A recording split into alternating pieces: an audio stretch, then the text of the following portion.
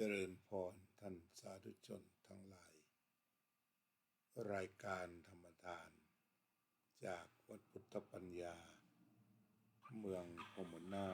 รัฐแคลิฟอร์เนียประเทศสหรัฐอเมริกา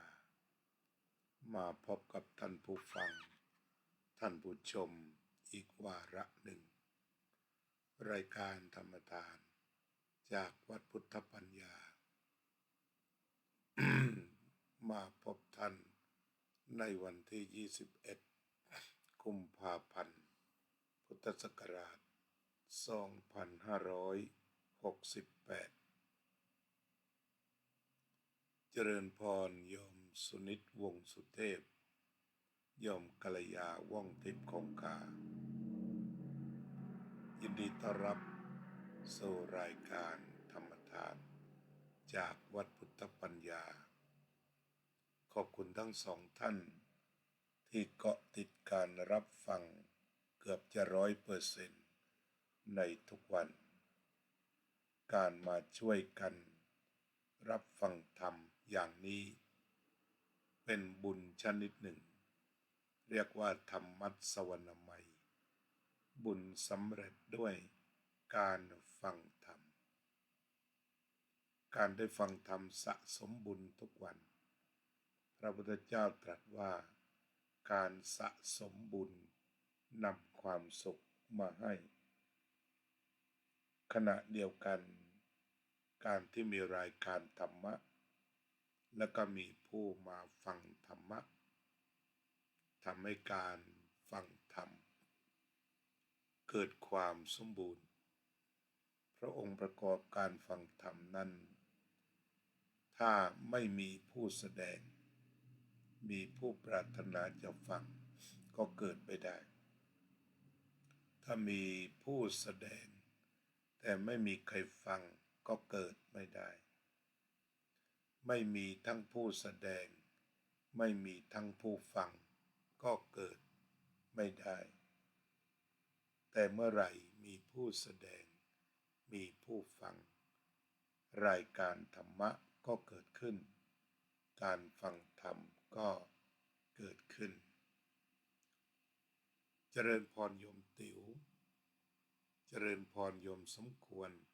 กัตตาธิการฟังธรรมนั้นกล่าวกันว่าเป็นเรื่องยากแต่ถ้าเรามาช่วยกันการฟังธรรมก็ทำได้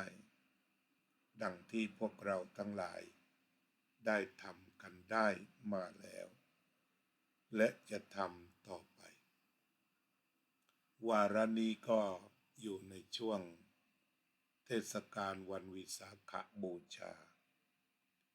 เราก็มาคำนึงว่าในวันวิสาขบูชานั้นพระพุทธองค์ทรงตรัสรู้ธรรมะอะไรและเคยไปแสดงธรรมอะไรเราจึงกลับมาศึกษาทบทวนเรียกว่าธรรมะประจำเทศกาลเรื่องที่พระพุทธองค์ตรัสรู้ก็ตรัสรู้อริยสัจสี่ตรัสรู้ปฏิจจสมุปบาทแล้วก็จับประเด็นว่าตัณหานี่แหละคือผู้สร้างเรือนตัณหาเป็นผู้นำไปเกิดในวัฏฏะสงสารต่างๆก็เหมือนนายช่างผู้สร้างเรือนที่พระพุทธเจ้าตรัสว่านี่แน่ตัณหาผู้สร้างเรือนบัดนี้เรารู้จักเจ้าเสียแล้วเจ้าจะทำเรือนให้เราไม่ได้อีกต่อไปเพราะเราได้ถึงแล้วซึ่งความสิ้นไปแห่งตัณหาคือถึงนิพพานสิ้นตัณหาก็คือจิตที่เป็นอสังขารคือไม่ปรุงความคิดมีได้แต่ตามความนี้คือไม่ปรุงด้วยอำนาจตัณหานั่นความทุกข์ที่พระพุทธเจ้าใช้สัญลักษณ์ว่านี่แน่นายช่างปลูกเรือนหมายความว่าการปรุงด้วยตัณหาจึงจะทำให้มีการเกิดนับครั้งไม่ถ้วน มีการเวียนว่ายตายเกิดนับครั้งไม่ถ้วนมีการวนเวียนอยู่ในความทุกข์ใดๆย้ำแล้วย้ำอีกซ้ำแล้วซ้ำอีกออกจากทุกข์ตรงนั้นไม่ได้เราเรียกกันว่าวัฏสงสารเพราะไม่รู้ตัวแล้วมันก็หายไปเองเมื่อเหตุปัจจัยอันหนึ่งมาใหม่แต่ว่าถ้าเหตุปัจจัยของตัณหามันไม่หมดก็ยังคงเกิดขึ้นอีกเวียนไปเวียนมาตัณหามาอีกทุกข์ก็มาอีกตัณหาหมดไปทุกข์หมดไปนี่คือวนเวียนเรียกว่าวัฏฏะสงสารการที่พระพุทธองค์สอนเรื่องวัฏฏะสงสารก็คือพูดถึงการเวียนว่ายตายเกิดตามอำนาจกิเลสตามอำนาจตัณหามาอีกเกิดอีกนี่คือเวียนคำว่าเวียนถ้าตัณหาไม่มาก็ไม่มาเจริญพรโยมสมควรกตาธิการเจริญพรโยมไพจิตบุญร่วมเจริญพรคุณจิรพัฒน์จันธรรมหรือลูกปอเช่น้องปอเช่เคยเป็นลูกศิษย์ที่วัดปราสาทนิกรชั้นป .4 เป็นคนที่ติดตามธรรมะจริงๆแล้วเนี่ยออกติ๊กต็อกก็ติดตามออกรายการธรรมะนี่ดึกแล้วนะเนี่ย3 ทุ่มกว่า3 ทุ่ม 10 นาทีขอบใจปอเช่นะเป็นเด็กดีถือสั้นๆทำให้พ่อแม่ชื่นใจก็สบายดีอยู่สบายทำงานไปเผยแผ่ธรรมะไปนะ ปอเช่ต้องขยันกลับบ้านทำการบ้านให้เสร็จก่อนทุกครั้งเลยก่อนนอนท่องศัพท์ภาษาอังกฤษ1 ศัพท์ทุกวันถ้าได้2ก็ดีถ้าปอเช่ท่องศัพท์ภาษาอังกฤษได้2 คำปีหนึ่งก็จะได้ตั้ง700 กว่าคำก็จะทำให้เก่งไปเลยทุกปี10 ปี7,000 กว่าคำกว่าจะไปจบชั้นม.6 จะเก่งอันนี้ก็ให้ธรรมะกับเด็กชายปอเช่หรือเด็กชายจิรพัฒน์จันธรรมเคยบิณฑบาตตามหลังมาเฝ้าอยู่ที่กุฏิ เวลาพ่อมาคุยต่างๆตั้งแต่มาอยู่อเมริกาก็ติดตามถามถึงวันจันทร์ตาหลวงมาพูดคุยไหมครับมาครับพูดตาหลวงพูดทุกวันตาหลวงพูดทุกวัน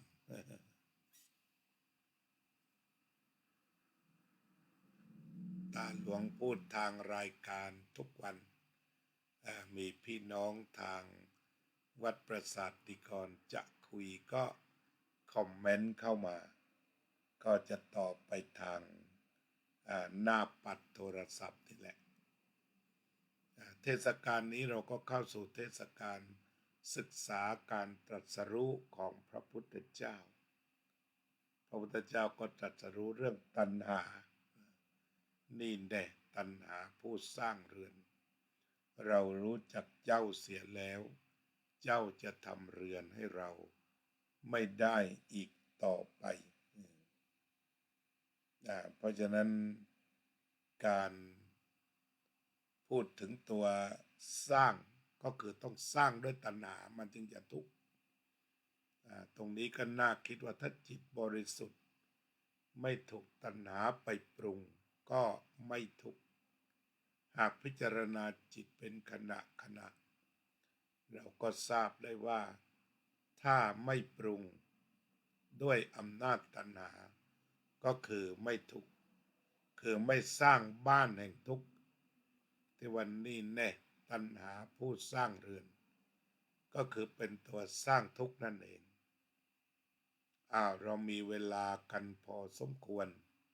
เรียกว่ามีเยอะทีเดียวเยอะพอที่จะศึกษาธรรมะได้อย่างสบายอันนั้นก็คือว่าเรามาศึกษาติดตามกันดูนะ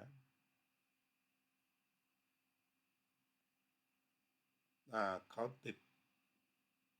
เราจะต้องมาศึกษากันดูว่าตัณหามาจากไหนตัณหามาจากที่ใดหรือว่าตัณหามาจากไหนทีนี้ถ้าเรารวมทั้งหมดเราจะรวบรวมเรื่องราวต่างๆมาทั้งหมดตามที่ศึกษาจากพระพุทธเจ้าที่พูดไปอาจจะไม่แม่นป๊อกลงไปตามตัวหนังสือแต่เพียงแต่ว่าจำคำที่พระพุทธเจ้าตรัสมามากที่สุดเจริญพรโยมจบครอบทองปอเช่ถามว่าสงกรานต์จะกลับไทยไหมคงจะไม่ได้กลับละลูกเพราะว่ามีสงกรานต์อยู่ที่วัดพุทธปัญญาสหรัฐอเมริกาด้วยก็ส่งกำลังใจให้คุณพ่อคุณลุงคุณป้าได้จัดงานสงกรานต์ให้สงบเยือกเย็นตามที่เคยวางโครงร่างไว้กับพ่อของปอเช่ว่าจะจัดทำขนมพื้นบ้านกันสักครั้งในสงกรานต์ตาหลวงก็เสนอไปเรื่องหนึ่งเราจะมีการจัดการขนมพื้นบ้านในรูปใดจะมีขนมจากมีขนมครกขนมกวนชนิดต่างๆต้มกล้วยต้มย่างชนิดต่างๆจะรวมกันได้ในวันสงกรานต์มากน้อยแค่ไหนฝากพ่อไปด้วยนะฝากพ่อไปเสนอลุงป้าออกแบบมาดูในวันสงกรานต์เอาละก็คาดว่าตาหลวงต๋องหรือตาหลวงทิติของชาววัดปราสาทนิกรคงจะช่วยลูกหลานให้จัดงานสงกรานต์นี้ผ่านพ้นไปอย่างสวยงามประทับใจเอานะฝากแค่นี้นะปอเช่นี่เก่งจริงๆเด็กป .4 อันเนี้ยเห็นแล้วชื่นใจเป็นเด็กชั้นป .4 เข้าวัดเข้าวาฉะนั้นเราจะไปประมาณการว่า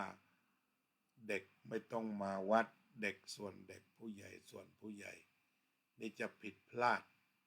เพราะว่าเด็กบางคนเขามีบุญ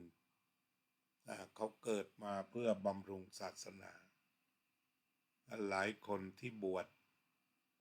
ชเนนอย่างนี้เขาก็มีบุญของเขามาแหละเพราะฉะนั้นก็เห็นเด็กๆให้ความสนใจเลยต้องคุยด้วย คุยด้วยก็ให้เรียนหนังสือก็คงจะได้ไปเยี่ยมลูกเราคงได้พบกันแน่นอนนะเรียนหนังสือเก่งๆไว้ต้อนรับทำหน้าที่กันแหละนะตาหลวงก็ทำหน้าที่พระอยู่ที่ไหนก็ทำหน้าที่ปอเช่นักเรียนตอนนี้เรียนให้เต็มเหนี่ยวไปเลยทุ่มเทการศึกษาเรียนในห้องนี่แหละเรียนความรู้ตรงนี้แม้ปอเช่จะเก่งเรื่องงานภายนอกการค้นคว้าเก่งมากก็ตามแต่ว่าที่เราเรียนอยู่ที่โรงเรียนต้องเก่งด้วย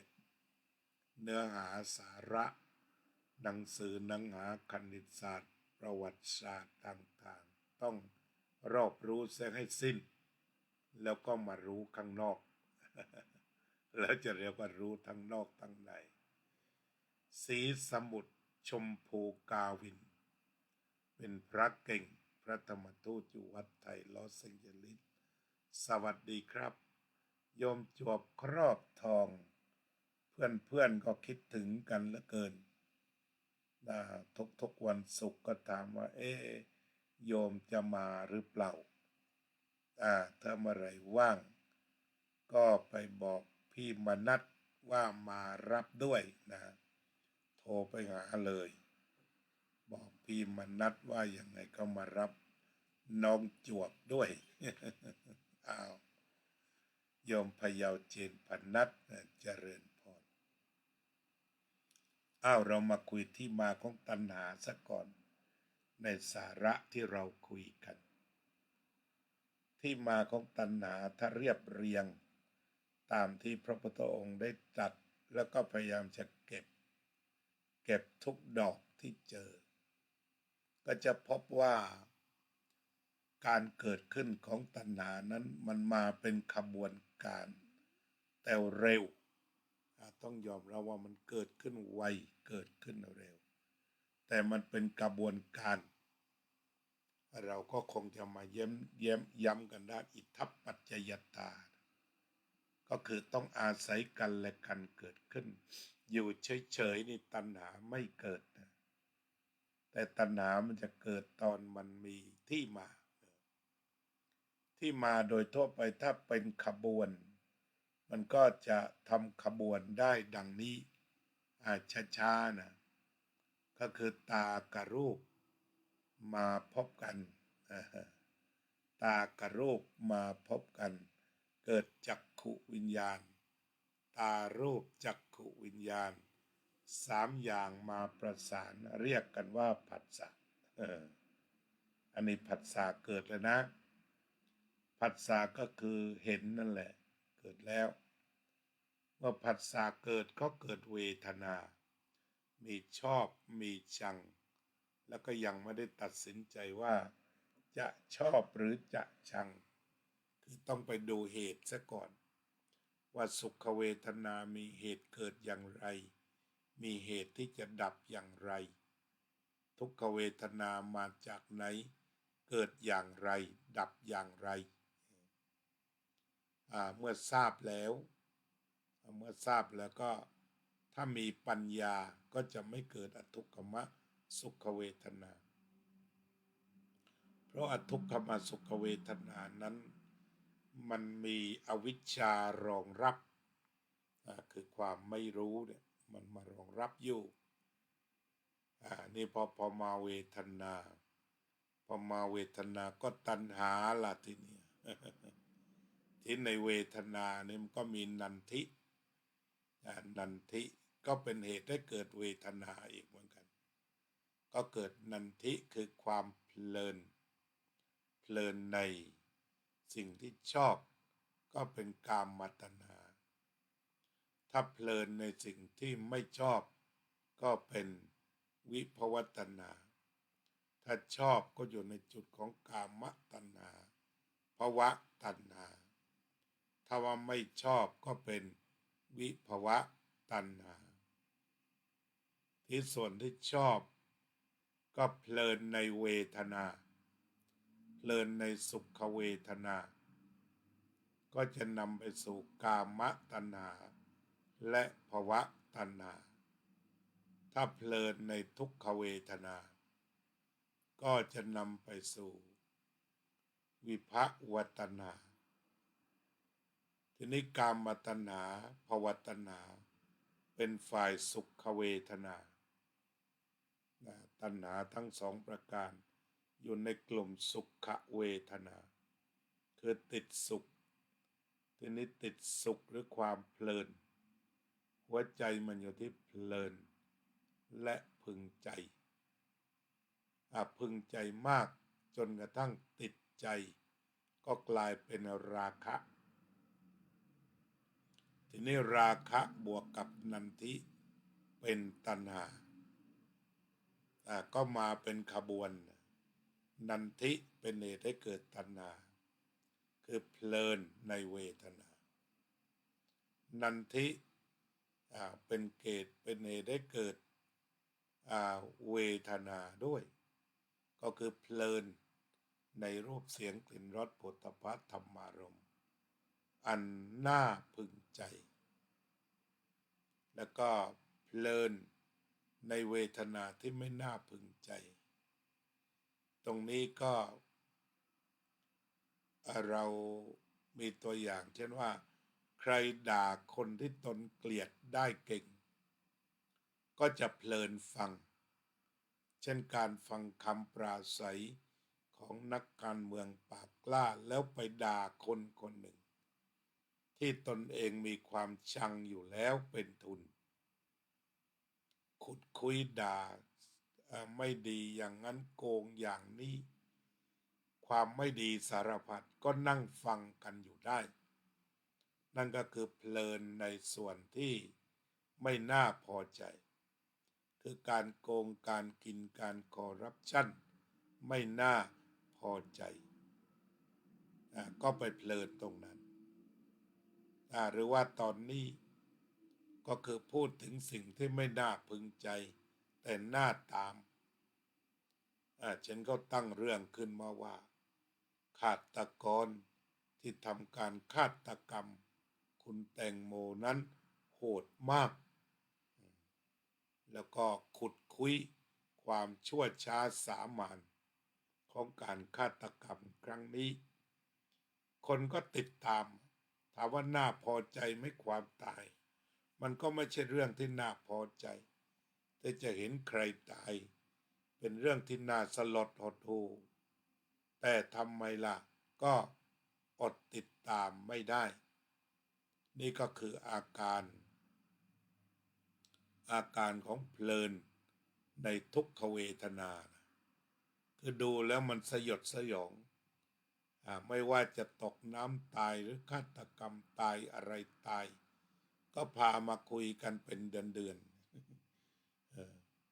แต่ว่าก็มีคนติดตามทั้งที่มันเป็นทุกขเวทนาเนี่ยมันน่าสยดสยองก็ตามได้กันตลอดข่าวก็ออกกันไม่หยุดต่อไปก็คุณรมราวินจารุกุลศิลป์เจริญพรหรือว่าบางทีมีนักร้องคนหนึ่งแกเมาเสร็จแล้วก็จะด่านักการเมืองคนหนึ่งด่าแบบเสียหายนะแต่ว่าก็มีคนพามาฟังแล้วฟังอีกนี่ก็คือตัวอย่างเพลินในทุกขเวทนาเรียกว่านันทิยมจิรารัตน์เกียรติสันติกุลนี่มันก็มีความเพลินอยู่เหมือนกันคือเพลินในเวทนานั้นเพลินในทุกขเวทนาเรื่องเพลินในสุขเวทนาก็แทบจะไม่ต้องอธิบายแล้วเพราะว่าทุกคนก็ทั้งเพลินแล้วก็เกิดราคะคือความปักใจในสุขเวทนานั้นทีนี้ถ้าสูตรบวกสั้นก็คือนันทิบวกกับราคะทั้งเพลินแล้วก็ฝังจิตฝังใจก่อให้เกิดตัณหาความเพลินความฝังจิตฝังใจก่อให้เกิดตัณหา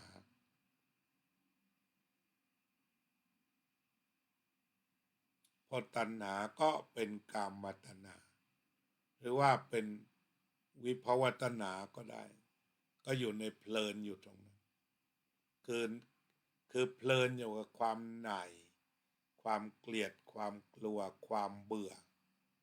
แต่ว่าคำว่าเพลินก็คือกลับมาเกลียดอีกกลับมาเบื่ออีกกลับมาชังอีกชังแล้วชังอีกก็เป็นวิภวตัณหา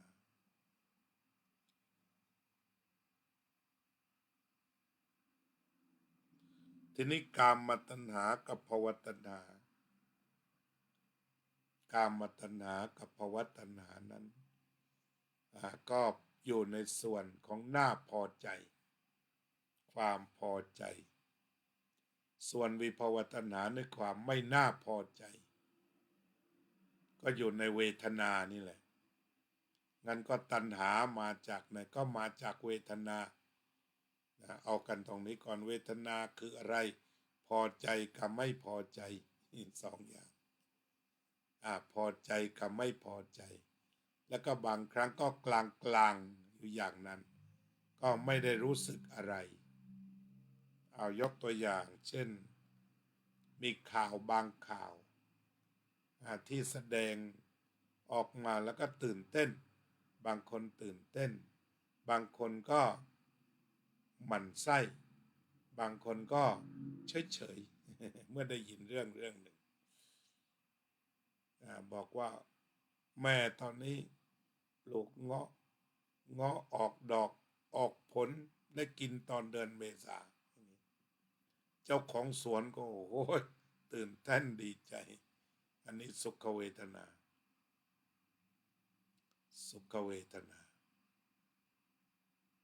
ทีนี้อีกคนหนึ่งก็อาจจะทุกข์ก็ได้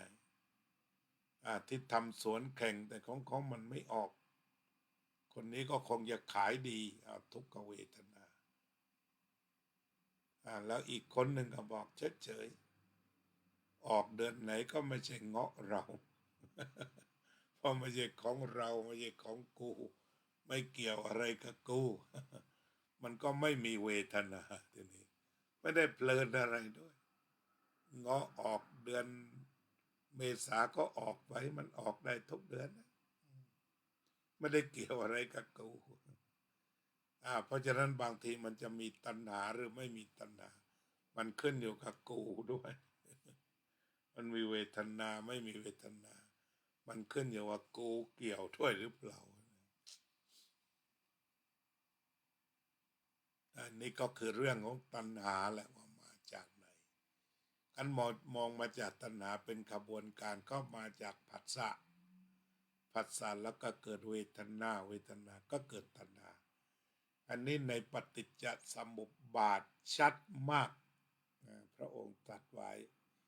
ว่ามันมีที่มาเป็นอิทธัปปัจจยตาทีนี้ถอยออกไปก็มาจากผัสสะก็มาจากวิญญาณก็มาจากอายตนะภายนอกอายตนะภายในอายตนะภายในก็รูปเสียงกลิ่นรสโผฏฐัพพะธรรมารมณ์อายตนะภายในก็ตาหูจมูกลิ้นกายใจอายตนะภายนอกก็รูปเสียงกลิ่นรสโผฏฐัพพะธรรมารมณ์เราย้อนเดินหน้าอีกก็เกิดวิญญาณทั้งวิญญาณก็ทางตาหูจมูกลิ้นกายใจมาเกิดวิญญาณหอกก็เกิดผัสสะหอกก็คือการเห็นการได้ยินการได้กลิ่นการได้ลิ้มรสการได้ถูกต้องโผฏฐัพพะการได้ธรรมารมณ์โยมกฤษณะฉายากุลโยมพรปันเบรดเล่โยมจิรารัตน์เกียรติสันติกุลขอบคุณทั้ง3ท่านทีนี้ตัวผัสสะนี่คือการทำงานสมบูรณ์ของเวทนาของอายตนะภายนอกอายตนะภายในและวิญญาณสมบูรณ์ที่สุดแล้วพอสมบูรณ์เสร็จเอาละตอนนี้มันจะเกิดเวทนาหรือไม่ก็ขึ้นอยู่ว่าไปต่อถ้าว่ามันทำงานเสร็จจบไม่มีสุขไม่มีทุกข์ไม่มีความพึงใจและไม่พึงใจหรือไม่มีตัณหามาประกอบไม่มีตัณหาเข้ามาประกอบทำหน้าที่ผัสสะเท่านั้นทำหน้าที่เห็นทำหน้าที่ได้ยินทำหน้าที่ได้กลิ่นทำหน้าที่ได้รสทำหน้าที่ได้โผฏฐัพพะทำหน้าที่ได้ธรรมารมณ์มันเป็นหน้าที่แล้วจบเนี่ยตัณหาไม่เกิดนะตัณหามันไม่เกิดจะเกิดก็ต่อมีนันทิก็คือไปต่อจุดเชื่อมทีนี้พระพุทธเจ้าก็สอนต่อไปเลยว่าระวังไม่เปลี่ยนรูปเป็นสาตะรูปสาตะก็คือหน้าพึงใจตรงนี้หรือว่าน่าเกลียดน่าชังนะเอา คือว่ามันไม่เปลี่ยนให้เป็นน่าเกลียดน่าชังในรูปในเสียงในกลิ่นในรสในโผฏฐัพพะในธรรมารมณ์คือปล่อยให้ทำหน้าที่ไปตามธรรมชาติโดยไม่ไปปรุงให้มันชอบและชังมันก็โยงไปยังที่พระพุทธเจ้าตรัสเรื่องสติปัฏฐานสี่ในทุกตัวทั้งกายเวทนาจิตธรรมเวลาพิจารณาเพื่อถอนความชอบชังออกเท่านั้นก็ถอนความชอบชังออกเท่านั้นตัณหาถล่มเลยก็คือตัณหาไม่เกิดทุกข์ก็ไม่เกิดก็มาเป็นขบวนการเราก็ค่อยๆคุยไปค่อยๆคุยไปค่อยๆทำความเข้าใจแต่ว่านี่เราก็มาจับทางแล้วฉะนั้นที่พระพุทธเจ้าให้ระวังอย่างที่สอนท่านปุณณะก็ให้ระวังเห็นสักว่าเห็นได้ยินสักว่าได้ยินไม่ให้เกิดนันทิทรงสอนเรื่องนันทิกับพระปุณณะก่อนที่ท่านจะไปเมืองมหาโหดแล้วก็เปลี่ยนใจคนกลายเป็นพุทธสาวกก็สอนเรื่องนันทินี่แหละให้ระวังความเพลินในเวทนา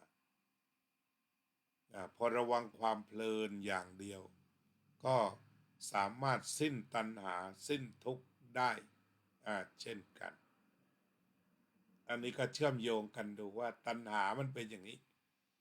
เราเขียนว่าตัณหามันมาอย่างไรหัวข้อวันนี้เราก็พูดว่าตัณหาเข้ามาแบบนี้ก็มาทางตาหูจมูกลิ้นกายใจถ้าไม่สำรวมปล่อยให้เพลินตัณหามาแน่คือจะมาหาเวทนาและตัณหามาแน่แต่ถ้าตาหูจมูกลิ้นกายใจทำหน้าที่อย่างบริสุทธิ์ดังในทารุจิริยะท่านพาหิยะที่พระพุทธเจ้าแสดงไว้ว่าเห็นสักว่าเห็นได้ยินสักว่าได้ยินได้กลิ่นสักว่าได้กลิ่นได้ลิ้มรสสักว่าลิ้มรสการถูกต้องสัมผัสสักว่าถูกต้องสัมผัสแล้วก็ได้ธรรมารมณ์สักว่าธรรมารมณ์จะไม่ก่อให้เกิดตัณหาก็คือไม่เกิดเพลินไม่เกิดเวทนาแล้วก็ไม่ไปสู่ตัณหานี่ต้องเดินตามปฏิจจสมุปบาทเลยต้องเดินตามปฏิจจสมุปบาทเอาเลยจะได้มีความเข้าใจอย่างยิ่งว่าตัณหาเกิดแบบนี้พอตัณหาเกิดนี่ทุกคราแหละจะไม่ทุกข์ก็เพราะไม่มีตัณหาเท่านั้นตัณหามันเกิดมันก็ทุกครามีเด็กผู้หญิงคนหนึ่งเขาทำคำถามใส่มาในเฟซก็ถามว่าแล้วทำไมจะต้องสอนเรื่องสังสารวัฏแล้วหนูจะนำมาใช้กับการอกหักอย่างไรอันนี้มันก็ชัดเจนทำไมหนูอกหักก็เพราะว่าหนูเกิดนันทิแล้วก็เกิดครั้งแล้วครั้งเล่าแล้วก็นันทิคือความเพลินไปสู่เวทนาและตัณหาจึงจะทำให้ไปหลงรักชายคนหนึ่งก็คือพอเห็นแล้วก็เพลินแล้วก็เกิดเวทนาพอเกิดเวทนาก็เกิดตัณหาคือความเพลินในหนุ่มคนนั้นหนุ่มคนนั้นก็เพลินในหนูแต่ทีนี้ตอนนี้ก็เรียกว่าเขาทิ้งหนูไปแล้วหนูจะใช้ธรรมะอย่างไรใช้เรื่องสังสารวัฏอย่างไรที่พระสอนเนี่ยสังสารวัฏก็มาความทุกข์ก็เกิดจากตัณหาที่มันมาทุกครั้งก็เกิดทุกครั้งความโหยหาอาทรติดอกติดใจในหนุ่มคนนั้นก็ยังอยู่ ทีนี้มาดูเมื่อเขาไปแล้ว เขาไปแล้ว อะไรทำให้เป็นทุกข์อยู่ข้างหลัง ก็สังสารวัฏนี้อย่างไร คือเวียนคิดถึงเขาไม่หยุด โดยตนเองนั้นลืมตัวไม่ได้เจริญสติ สติไม่พอก็เพลินแล้วเพลินอีก เพลินแล้วเพลินอีก ครั้งรั้งเพลินรักต่อไปเพลินแค้นมันพลิกแหละ ตอนพบกันที่ลุ่มหลงมัวเมาเป็นกามตัณหากับภวะตัณหา แล้วก็ต่อมาเมื่อเขาทิ้งไป ก็จะมีกามตัณหาภวตัณหา คือความชอบวนเวียนมาอยู่ การวนตรงนี้คือสังสารวัฏ ฉะนั้นที่หนูถามว่าจะเอาสังสารวัฏความรู้ตรงไหนมาใช้ชีวิตอย่างไร ก็คือมาใช้ชีวิตว่าทำอย่างไรตัณหามันไม่เกิดนะเพราะตัณหาเกิดทุกคราวมันทุกร่ำไป ก็โดยการสำรวมระวังที่พระพุทธองค์ตรัสว่าให้สำรวมระวัง เวลาตาเห็นรูปหูฟังเสียงจมูกดมกลิ่นลิ้นลิ้มรสกายถูกต้องโผฏฐัพพะจิตใจรับธรรมารมณ์งั้นหนุ่มคนนั้นก็ทิ้งหนูไปเรียบร้อยแล้ว ทิ้งไว้แต่อะไรธรรมารมณ์คือไม่มีคนอะไรอยู่ตรงนั้นแล้วมันเหลือแต่ความทรงจำความทรงจำนี้ก็ปรุงแต่งเหมือนเดิมทุกอย่างเอาอดีตมาปรุงแต่งแล้วก็เป็นทุกข์มีความรักแต่ไม่สมหวังก็ไปเข้าทางปรารถนาสิ่งใดไม่ได้สิ่งนั้นนั่นก็เป็นทุกข์ทีนี้ความปรารถนามันเกิดมาจากอะไรก็เกิดจากการชอบใจเกิดนันทิเกิดราคะปักจิตปัจจัยลุ่มหลงก็เกิดตัณหาแล้วก็ทุกข์เกิดทุกครั้งทุกครั้งตรงนี้ไม่ได้อยู่ที่พระสอนละพระสอนไว้ถูกแต่ทีนี้ว่าเมื่อหนูเกิดธรรมารมณ์ขึ้นมาได้ใช้สิ่งนี้ไหมได้สำรวมบอกว่าอ๋อสักว่าธรรมารมณ์ที่เกิดกับจิตเมื่อเอาจิตไปคิดถึงแฟนหนูบ่อยๆมันก็ต้องเปลี่ยนที่คิดไปคิดถึงพระพุทธคุณพระธรรมคุณพระสังฆคุณเสียคลายทุกข์ได้ที่หนูบอกว่าจะต้องไปหาหมอดูอันนั้นเรื่องของหนูไม่มีใครจะไปห้ามอะไรกันหรอก เรื่องความดับทุกข์เนี่ย ก็ไม่ได้ห้ามไม่ได้ยืนยันไม่มีอำนาจแต่ถ้าเราเข้าใจเรื่องนี้ดีก็กลับมาภาวนานั่นแหละหายใจเข้ารู้หายใจออกรู้หายใจเข้าเย็นหายใจออกเย็น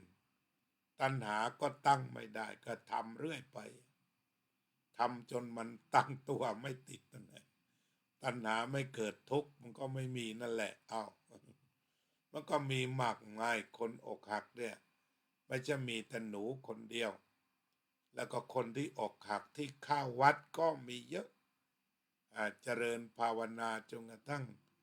เขามองเห็นความเป็นจริงจนตัณหาไม่เกิดมากวนใจเขาอีกก็มีเยอะ ฉะนั้นหนูเกิดปัญหาปกติโพยตีพายออกเฟซไปเลยตรงนี้ก็ตั้งสติแล้วก็มั่นใจจริงหรือเปล่าถ้ามั่นใจจะใช้พุทธศาสนาก็มาสิมาค่อยๆคุยกันค่อยๆเรียนรู้กันทำความเข้าใจให้ถูกต้องที่หลวงพ่อพุทธทาสบอกนั่นแหละจิตที่ถูกตัณหาหรือราคะครอบงำก็ล้วนแต่เป็นโรคทางวิญญาณทั้งสิ้นเราจะถอดโรคทางวิญญาณออกได้ก็ถอดกิเลสหรือถอดตัณหานี่เอง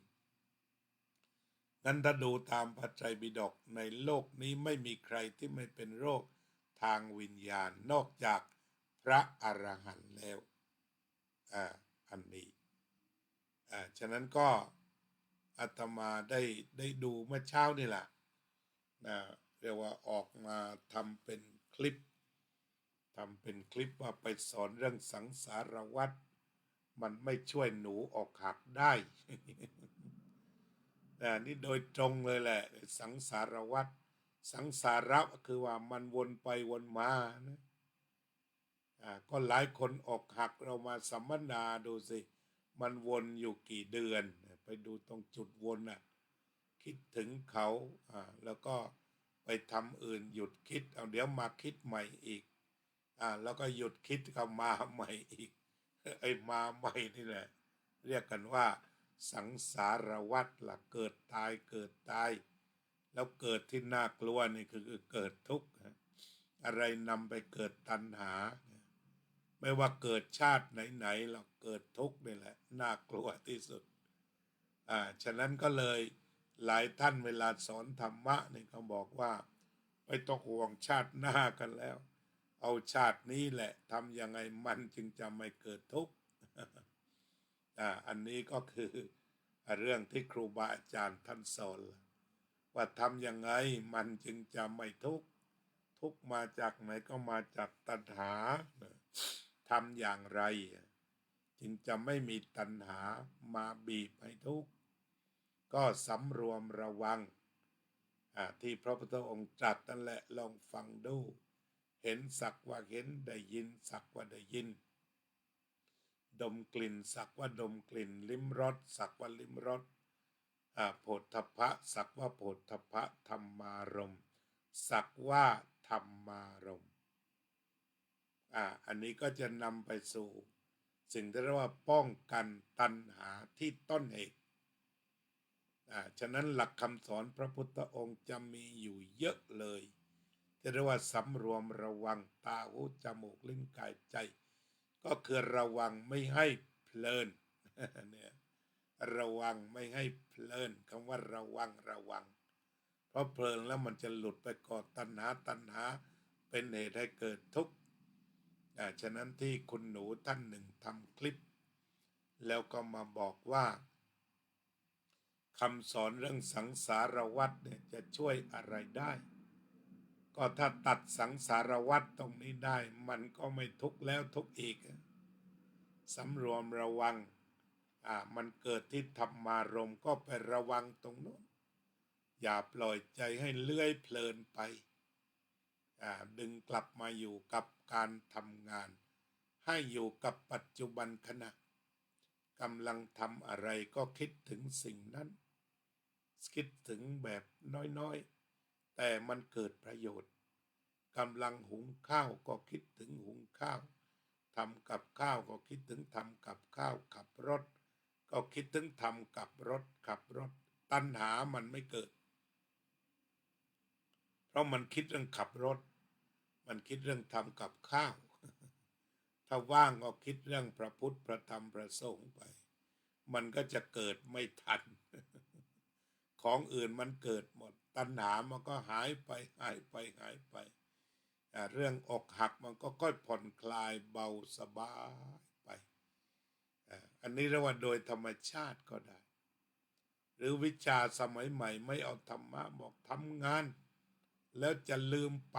อันนี้ก็เป็นภาษาโลกที่ถูกอกหักเอาไปทำงานได้มากขึ้นเคยทำงาน8 ชั่วโมงก็ล่อมัน12ไปเลยมันไม่มีเวลาเหนื่อยก็กลับมาหลับก็เท่านั้นเองหลวงพ่อพุทธทาสเลยว่าการทำงานคือการปฏิบัติธรรมแต่ถ้าจะใช้ตามที่หนูตั้งคำถามนะเรื่องว่าทำไมต้องสอนเรื่องสังสารวัฏสอนจนคนจะออกจากศาสนาไปแล้วแทนที่จะออกจากทุกข์ทั้งนี้ก็เนื่องจากว่าจับทางไม่ถูกคือเริ่มต้นสกัดสังสารวัฏไม่ได้สกัดที่ตาหูจมูกลิ้นกายใจ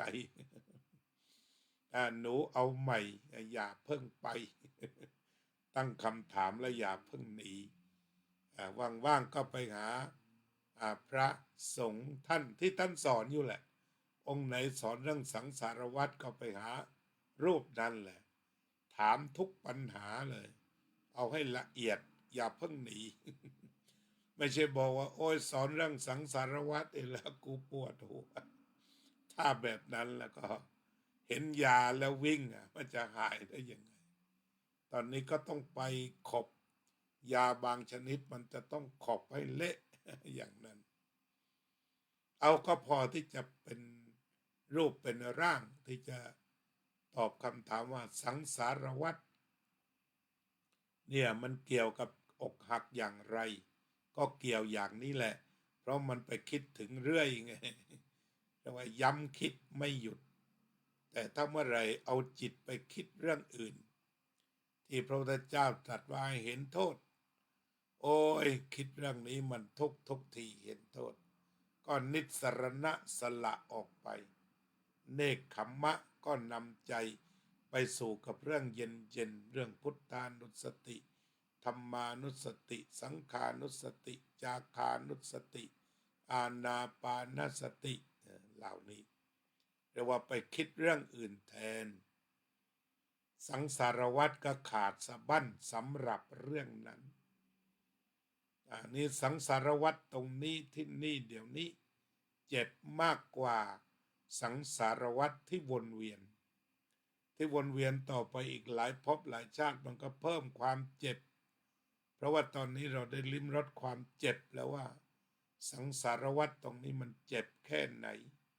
ถ้ามาเห็นว่ามันเจ็บมันจะต้องเหนื่อยจะต้องหน่ายออกไปจากสังสารวัฏแห่งความเวียนทุกข์เวียนเกิดเวียนทุกข์ทีนี้จะหนีไปทำไมหนีจากศาสนาพุทธไปหาที่อื่นก็ทุกข์เหมือนเดิมที่เขาไม่สอนเรื่องสังสารวัฏแต่เขาชวนเข้าไปสู่สังสารวัฏก็อาจจะให้คำสอนใหม่เขาก็มีแฟนได้เราก็ต้องมีแฟนได้ก็มีแฟนแข่งกันถ้าพลาดก็เจ็บอีกเขาทิ้งอีกเพราะว่าบางทีเปลี่ยนแฟนแต่ไม่เปลี่ยนใจปัญหาก็ยังคงเดิมก็อาจจะกลับมาทุกข์อีกแต่ถ้าสนใจสังสารวัฏเสียตั้งแต่บัดนี้สำรวมระวังให้ถูกต้องมันก็ไม่เกิดปัญหาเดิมอีกวันนี้ก็อ่านกลอนคุณโยมกฤษณะได้ฟังธรรมนำใจให้เป็นสุขเสียงธรรมปลุกเวทนาการรับรู้ได้เห็นยิ้มพระอาจารย์ก็เพลินดูกราบคุณครูพระอาจารย์โดยยินดี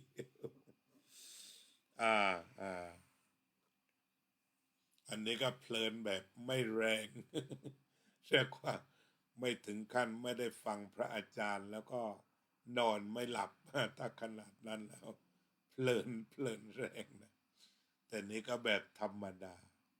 เพลินแล้วก็ดับเพลินฟังแล้วก็ดับแล้วก็จบไปตามนั้นตามกระบวนการถ้าไม่มีตัณหาเข้ามาเกี่ยวข้องโยมพรพันธ์เบรดเล่โยมนพรัตน์บุญกอบโยมเอริกบัวพุ่มบัวก็เป็นสมาชิกขาประจำกันทั้งนั้นวันนี้ก็คงจะต้องจบกันแบบนี้เลยนะเป็นการตั้งวงสนทนาที่จับเรื่องราวที่เกี่ยวกับตัณหามาคุยกันแล้วก็ต่อไปเราก็จะมาคุยกันอีกทำความเข้าใจในอริยสัจสี่แบบค่อยเป็นค่อยไปอาจจะมีคำถามทิ้งเอาไว้แบบปกติก็ได้ถามเป็นความรู้ไม่ต้องถึงกับว่าร้องไห้คร่ำครวญไป แล้วก็ถามปัญหาธรรมะไปอย่างที่คุณหนูคนหนึ่งได้ทำคลิปถามพระไปทั่วประเทศก็ช่วยกันตอบนะเนี่ยถือว่าเขาสนใจเขากำลังทุกข์เนี่ยต้องช่วยตอบถ้าหายทุกข์ตรงนั้นแล้วก็จะกลับมาหาพระพุทธองค์แหละจะกลับมาหาพระธรรมช่วยกันตอบเถิดช่วยกันตอบเถิดลองดูช่วงเย็นก็พบกันอีกหลายท่านก็มาพบได้แล้ว1 ทุ่ม 1 ทุ่มก็เนื่องจากเรามีทั้งไทยทั้งฝรั่งที่อาตมาเองก็ยังพูดภาษาอังกฤษแบบคิดภาษาไทยแล้วไปพูดฝรั่งซึ่งเรียกว่าอ่อนภาษาแต่ว่าพยายามจะสื่อเพราะมันแก่แล้วมันก็คงไม่เหมือนฝรั่งก็เลยเอาหนังสือแก่นพุทธศาสตร์ของหลวงพ่อพุทธทาสมาอ่านให้ฟังโรคกายโรคจิตโรควิญญาณอ่านอังกฤษคำไทยคำสำหรับอเมริกันที่เขาเข้ามาเราก็ไม่ทิ้งเขาสำหรับไทยนั้นก็ข้าวเยอะก็ต้องดูแลกันอยู่แล้วแล้วก็ถนัดทางไทยแต่ก็ทำงานไปรู้ตัวว่าไม่เก่งก็66 ขวบแล้วก็ต้องทำงานทิ้งทวนเพราะรู้สึกว่ามันก็เหนื่อยโอกาสตายเกิดได้ตลอดแหละก็เลยมานึกว่าโอ้นี่ที่เขาตายในวัยต่างๆแบบไม่บอกใครวุบวับไปเลยเหมือนหลวงพ่อพระผู้ใหญ่ท่านหนึ่งกำลังดูแลงานอยู่ดีๆก็ป่วยเข้าโรงพยาบาลวันเดียวก็มรณภาพได้เลยมันไม่แน่เรียกว่ายิ่งแก่นี่คือต้องไม่ประมาทสถานเดียวทีนี้เมื่อชีวิตมันยังอยู่ลุกขึ้นได้ก็ทำต่อในบางทีจุดเหนื่อยนี่มันเหนื่อยหนักเช่นเมื่อวานนี้ปกติจะทำTikTokกับชาวอเมริกันและมีไทยเล็กน้อยเนี่ย1 ชั่วโมงจะพอดีรายการ Pitch of Family แต่ว่าไม่ไหวจริงๆได้20 กว่านาทีเวลามันง่วงเหมือนโดนตบนะง่วงจริงๆง่วงแล้วมันสั่นไปทั้งตัวทีนี้โอ้ถ้าไม่นอนตามว่าแล้วก็หยุดรายการพับหัวทิ่มมาตื่นขึ้นมาโน่นแหละตี 2 กว่าดีขึ้นหน่อยอันนี้ก็ต้องศึกษานะระยอมพิจารณาสังขารก็เป็นไปเถอะอย่าเอาตัณหาใส่ไปว่าอยากจะอยู่120อะไรไม่ต้องแล้วไปตอนไหนก็ไปเถอะถ้าไม่ไปก็อยู่ไม่ไปก็6 โมงเจอแล้วถ้าไปก็เงียบอาจจะเงียบไปหลายวันถ้าไม่บอกแล้วนั่นไปแล้วแหละแต่ถ้ายังบอกได้ก็บอกอยู่ว่าไปธุระอะไรนี่ต้องพิจารณาจริงๆทุกเวลาเลยทุกเวลาเรียกว่าคำว่าไม่ประมาทพระพุทธเจ้าตรัสถึงกับทุกลมหายใจไปเลยนั่นก็เฝ้าดูกันวันนี้ก็คุยเรื่องตัณหาคุยเรื่องมันเกิดมันไปมันมาหรือที่พระพุทธเจ้าตรัสว่าเป็นนายช่างช่างก็คือผู้สร้างไปสร้างตรงนี้คือสร้างทุกข์นั่นแหละตัณหาไม่ได้สร้างอะไรมันสร้างทุกข์ดูให้ดีถ้าตัณหาแล้วมันสร้างทุกข์แล้วไม่ได้สร้างอะไรหรอกที่สร้างของดีมันเป็นพวกกุศลเป็นผู้สร้างเอานะนั่งสมาธิสงบใจกัน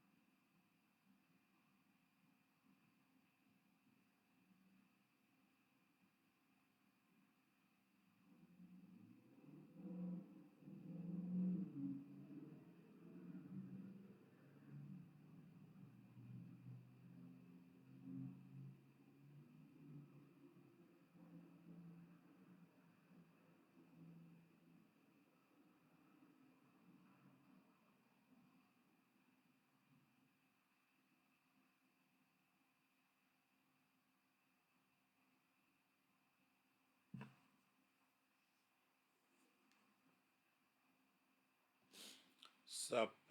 สัตตาสัตว์ทั้งหลายที่เป็นเพื่อนทุกข์เกิดแก่เจ็บตายด้วยกันทั้งหมดทั้งสิ้นอเวราโหนตุจงเป็นสุขเถิดอย่าได้มีเวรแก่กันและกันเลยอัพยาปัจจาโหนตุจงเป็นสุขเถิดอย่าได้พยาบาทเบียนซึ่งกันและกันเลยอนิคาโหตุจงเป็นสุขเถิดอย่าได้มีความทุกข์กายทุกข์ใจเลยสุขีอัตตาปริหารตุจงมีความสุขกายสุขใจรักษาตนให้พ้นจากทุกภัยทั้งสิ้นเถิด All living beings may all living beings be free from dangers, be free from hostilities,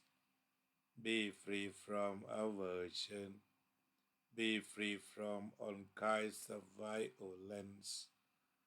be free from harming,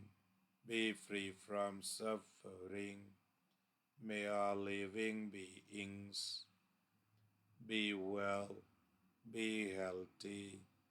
be happy, be peace, be successful, be safe.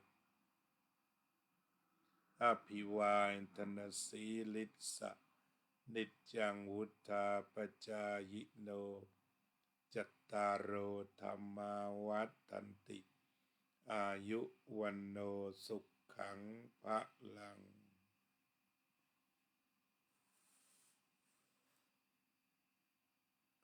ขอบคุณทุกท่านขอบคุณโยมกฤษณะฉายาคุณขอบคุณท่านอชิโตนามะภิกขุขอบคุณโยมเพ็ญศรีเคไทยขอบคุณโยมนพรัตน์บุญกอบที่ร่วมภาวนาอันนี้ร่วมบุญสำเร็จด้วยการภาวนาขอบคุณโยมกัลยาว่องทิพย์คงคาขอบคุณร่วมภาวนานี่สำคัญมาก Thank you very much เดชปุญญกาโมมัง Thank you for coming Thank you for participating our Dhammadana program. Thank you for coming to associate,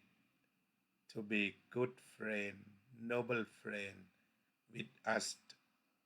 the people of Puttapanya Buddhist Temple. Welcome to be the honorable member of Wat Puttapanya.May love, light, peace, no disease, free spirit from all disease be with you all the time. Yom Sivilai, thank you for teaching Master. Thank you for coming. Thank you for friendship.